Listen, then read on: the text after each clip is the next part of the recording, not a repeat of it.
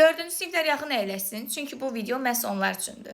Bu video o bu əvəzliyindən sonra nə zaman vergül qoyular, nə zaman vergül qoyulmaz sualını səhv salanlar üçündür.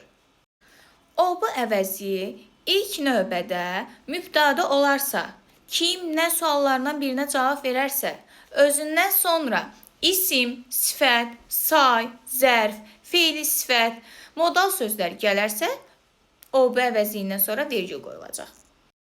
Nümunə üçün deyə bilərəm. O, sinifimizin ən gözəl qızıdır. O'ya sual veririk. O kim?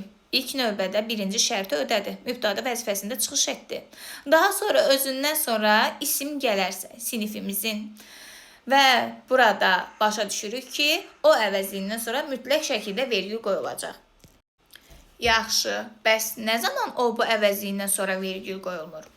İlk növbədə o bu mübtəda vəzifəsində çıxış etmədikdə, təyin vəzifəsində olduqda, daha sonra özündən sonra əvəzlik, feili sifəti çıxmaq şərti ilə qoşma, bağlacı, ədat gələrsə, o bu əvəzliyindən sonra vergül qoyulmayacaq.